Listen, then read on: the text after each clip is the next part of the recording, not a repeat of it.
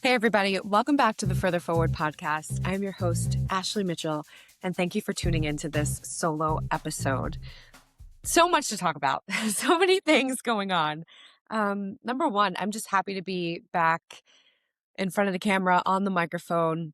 I took a little bit of time for myself last week. I was starting to feel heavy and compressed and spread thin. And so I decided to not publish anything, Substack, podcast, nothing online. I took a big break, mostly from my phone. I didn't have any conversations that I didn't absolutely need to have. And everything was just very, very low key. I was just trying to recover a bit of my personhood, certainly my creativity. It feels for me in my body like in order to be creative, in order to keep producing, in order to be honest, to see myself, to see others, I need space. I need time to wander. I need time to move through the world with no expectations around timing or output. I just sometimes just need a switch of energy. It doesn't have to be long, but it just has to be present, right? And I know that about myself, and so I took that space before everything crashed and burned last week. Um, I it also made me think, every time I take a break from social media, I feel like a completely different person. It feels like, and I shit you not, it feels like my brain restores itself. Like something happens to my whole being that changes how I wake up and face each day. And it occurred to me, that it's like, it's almost like a grift. And I'm not saying that I'm getting off of any platform. It certainly is helpful. It's helpful sometimes for work. It's helpful to keep in touch with people. But the level at which we are on and scrolling and mindless is not helpful. And that's where I feel like it's a little bit of a grift or a scam, because we've created this urgency. We've created this need to be visible. We've created this space where we're all trying to be heard on all kinds of things. And again, it has its high points, but it also has very, very low points. And I realize that a lot of us are, waking up every day and vying for attention. And I'm like, whoa, this doesn't feel right. I'm not trying to win an algorithm. I'm trying to live my life with integrity. So I have to sometimes go back. What does that actually look like? How does that require me to show up? And quite frankly, if there's nothing to say, if there's nothing to share, if there's nothing that's overflowing from my well, then I need to just say nothing. And I need to be okay with it. Algorithm be damned. You know what I'm saying? Like, I don't know. I don't know what else to say about it. A couple weeks ago, I was working on my core values. It's something I haven't done in a little bit, but I was reading a book and it was talking about core values. And I was like, you know what? I need to go down this list. And I started with 17 words that resonated with me. And then I went through and, a lot of the words are interrelated. And especially, you're doing this for you. So if a word feels similar to me, like being brave and being courageous, right? I'm going to pick the one that most resonates with me. And so I started with this list of 17 and I broke it down to 5: health, growth, mastery, meaning, and service. Those are the guiding principles with which, at least for now, right? They are likely not going to be my forever words as I ebb and flow through this life, as I grow, as I change. But for right now, these are going to be the guiding principles. These are going to be how I can create boundaries, right? Boundaries isn't always necessarily putting up a wall around your life, letting no one in. It's what am I saying yes to? What is it going to cost me? What am I saying no to on the other side in order to make this yes happen? And then the layer underneath that is, right, what are you measuring that up against? And that for me is, it's the set of core values. Does it contribute to my health or well-being? Is it making me healthier? Is it helping me grow? Is it helping me find mastery in the crafts that are important to me? Does it create meaning in my life and allow me to create meaning in the world? And is it connected to being of service in some way? So if you haven't done that for yourself, going to recommend, going to encourage gently and reach out if you're looking for some resources. But if you type in core values into Google, it's going to give you a list of words that you can choose from. Most recommendations are going to tell you to choose 3 to 5 words, right? If everything is a priority, then nothing is a priority. So you have to whittle it down to something small enough where it's meaningful. So a couple of other things. One, this movement class that I've been building, that I've been working on, we finally had that workshop a few Sundays ago. It was called Move with Your Body. And I really wanted a space for women to do Pilates fusion. So my iteration of that is mat Pilates and strength training. To do that work, to be in community, to journal, to have a little group share at the end. One, because that's the container in which I've grown and healed movement, journaling, conversation, these trusted relationships, being in rooms where I feel safe, safe enough to be free, safe enough to fail, safe enough to be authentically me. And the second part of that is we get into these routines with our movement, right? And sometimes it's hard to get out of our own way and to try new things and to move in new ways. And I really wanted as many members of my community as possible, as many women as possible, to be in the room and experience something different in their bodies, experience something that's connected to the pelvic floor, experience something that's connected to breath and spaciousness just as much as it's connected to vigor and, the like hard stuff that a lot of us are used to. And so it felt really good.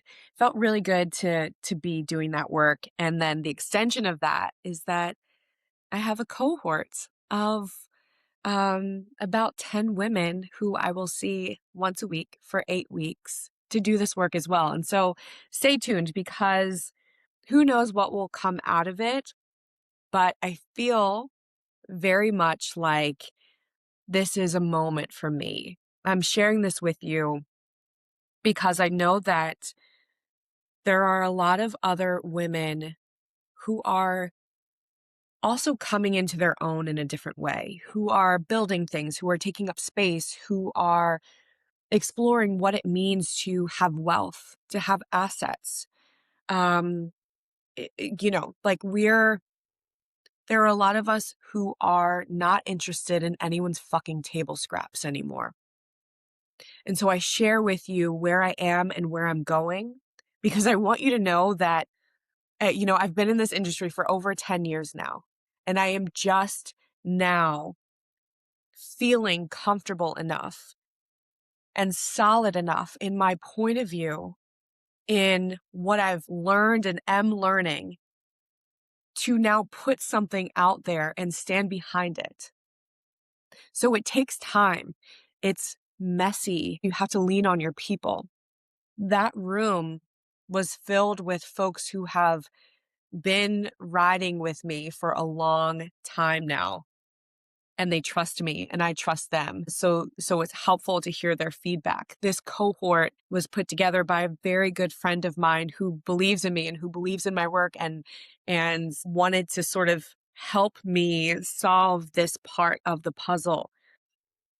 So if you're in this, if fighting for your stuff to exist in the world, please keep going. Please lean on people who are in that same messy place or who are a little bit ahead of you, right? We don't need to be competing. I promise you, your point of view, your method, your lived experience, who you are in the world, how you treat people, that is so unique to you. You have to believe that it matters, that it means something, that people will be attracted to that people will pay you for that. And I'm here for you, you know? But yeah, it's hard and it's messy. And I've had a lot of worry and a lot of tears and a lot of insecurity. A lot of stuff has come up. But also the longer I engage with other founders, other people's businesses, other studios, no one knows what the fuck they are doing. Okay? This is the real tea. No one knows what they're doing. Everyone is just figuring it out piece by piece, and they're just in different parts of the journey. And no business is perfect. You know what I mean? It's not. There are shitty leaders running profitable businesses and really wonderful leaders running not profitable businesses. And it's so part of my stuff is just like learning how to just move forward, just take it one step at a time, you know? Another thing is, uh, I've been keeping a secret from almost everyone. Oh my dear goodness. So, part of why I need space and will be taking space in the coming months is because I've been working on something very special to me. Last year, I went to Kripalu to take a writing workshop. And this workshop was about telling your story. It was led by 3 female writers. It was a group of us women in a room doing different writing exercises to try to uncover what our stories are, what we want to write, whether that's memoir or creative nonfiction or potentially fiction, whatever. But it was designed to help us uh, just sort of like parse through and mine through what that could look like through various exercises and conversations over the weekend. And I knew going into that I wanted to write something having to do with me and having to do with my dad. And I didn't know quite how to put that together. And so leaving that workshop, I had a few tools in my tool belt, and I'm a journaler. So I just kept writing and writing and writing and writing. And then my wonderful husband, shout out to Mark, he surprised me one day with this session with a writing coach. And so I talked to her and was like, this was my experience. This was who my dad was. This is how I experienced him. This is, how I've moved forward from my upbringing. This is what I've carried forward. This is what I want, the story that I want to tell folks. And she was like, okay. So y'all, I signed on to work with this coach, and I have been working on a book.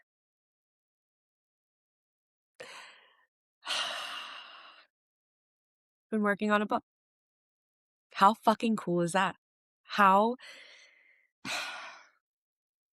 And I didn't want to say anything because, again, going back to this culture of social media and being online and being visible, I want to know how I feel about it first before I go running my mouth to anyone who will listen. I need to hear myself. I need to write the pages and sit with the pages. Is this something I want to share?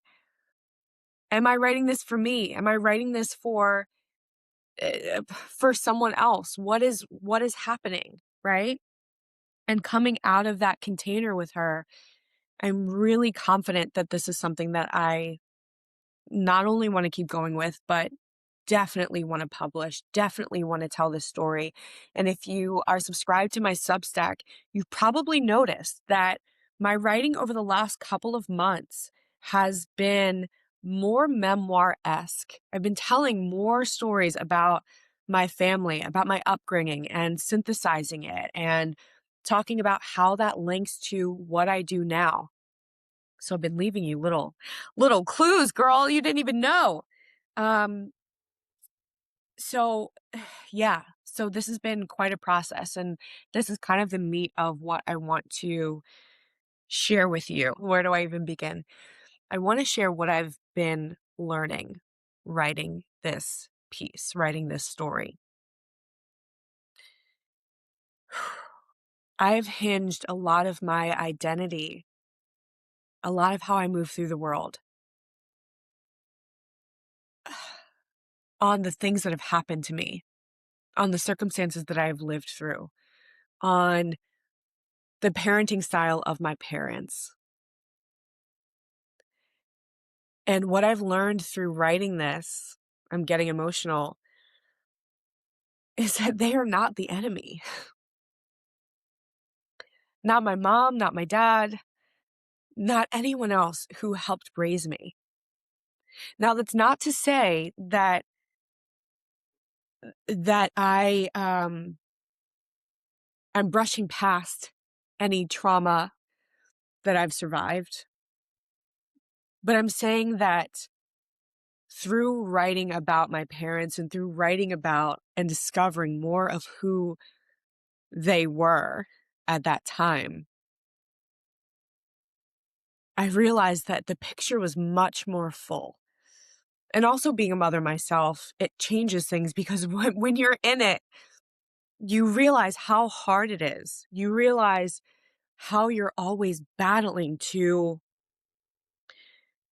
move yourself forward, be a human in the world yourself while also tending to this other being and trying to be the best you can for them with the tools that you have. And 20 years from now, 30 years from now, when Zion turns to me and wants to know why I made this or that choice, or when he turns to me and says that I hurt him in this or that way,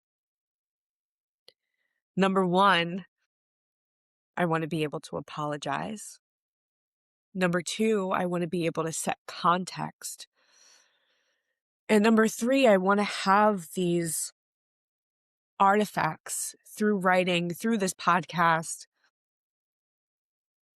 so that he understands who I was when I was raising him, what the context of the world was, what was happening, so that while he may not agree with certain choices that I've made or that Mark has made, hopefully he has the maturity and the heart and the compassion to understand that there is no perfection in this, that you're just moving forward every day.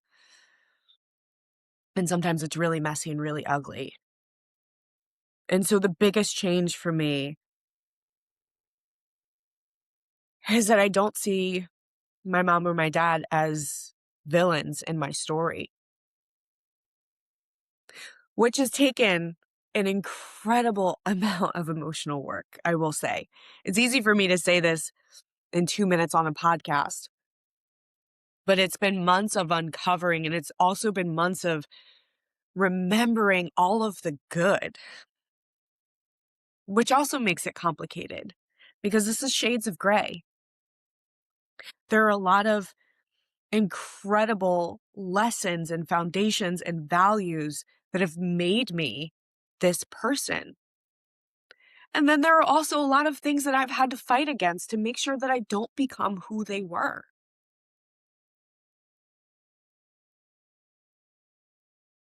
The other thing is making sure as I move forward, I am no one's victim. I do not identify in that way. I have certainly survived different types of abuse in my life, but I do not identify with being a victim, and I won't. And certainly through writing about my experiences, I know that I'm not. The other thing that's been changing is my ability to ask for help and guidance. I've realized through writing that, and not being a victim, and realizing how full we are as people. I needing help, needing guidance, needing support, it's nothing to be ashamed of. I've spent so much time building these incredible relationships. If I need someone, I'm going to fucking tell them I need them. If I need help thinking through something, if I need a sounding board, if I need anything, please help me. Please help me solve this. And thank you so much, right? I'm not ashamed. I'm not embarrassed. I'm a human with needs. People need me. I am there. I need something. Other people are there. Imagine. It's like a light bulb moment. The other thing is what's holding you back may not be your circumstances. It might be you. We're always looking for something. This person didn't give me this. That didn't happen. I didn't get that job. This person broke up with me. This person doesn't want to be my friend anymore. Whatever. Whatever. Shit happens. You can't let that hold you back. It's information. There have been so many things throughout the course of my life where I'm like, well, if that didn't happen, then I would be, or I could be, or this would be so much further along, or I wouldn't have suffered through that. And it's just like, well, tough shit, Ash. It happened, right? So what now? What now? Don't be the one that continues to hold you back. The other thing, and this goes back to taking a break from social media, my work comes from me, so I have to protect me. It has nothing to do with being selfish. It has nothing to do with literally anyone else, right? Like, it's about honoring the self. We all have some unique gift. We all have some reason for being here. We all have something that we can offer the world. We all have something that no one else can do in the way that we do it. And the more that we allow things to get in our way, the less we're going to be able to do our work.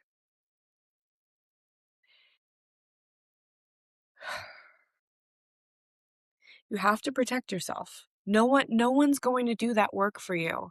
No one's going to give you space. No one's going to give you time off. No one's going to hand you anything. If it were true, I would be here to tell you, right? I've tried to wait for that. Again, it has nothing to do with being selfish. It has nothing to do with wanting to treat other people poorly. Both can exist. You can hold space for yourself. You can be responsible for yourself. You can be sovereign. You can be autonomous. And you can still, be with your responsibilities and live a life of service and meaning and let people in and honor your relationships. It all exists. Growth is self-trust in action. Right? Growth is self-trust in action. This greater sense of trust allows for the forward momentum. It allows for the next step, the next thing. It allows you to be open to receive. It allows you the capacity to listen, to hold your boundaries. You don't fight with your eyes closed. You got to see your target to hit it. So open your eyes and keep going.